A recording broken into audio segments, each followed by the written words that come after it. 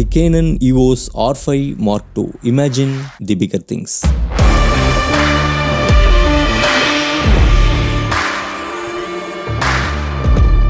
If you want to make some fine-tune adjustments, you can press info button to tweak the sharpness, contrast, saturation and color tone. Additionally, you can use clarity slider to give your footage either softer look or sharper look feel depending on your style preference. This is clarity slider off. With the clarity slider turned all the way down, the footage takes on a softer, smoother look. And this one clarity slider full up, so now footage looks sharp. And this one HDR movie mode on, and this one HDR PQ. You can see huge difference between the standard picture style and HDR movies, and it's the same with HDR PQ. If you need even more color depth, vibrant details in shadows, or if you are working with an HDR display, you can choose this mode HDR PQ. Alright, again picture style comparison, and this time in photos. Auto, standard, portrait, landscape, fine detail, neutral, faithful, monochrome.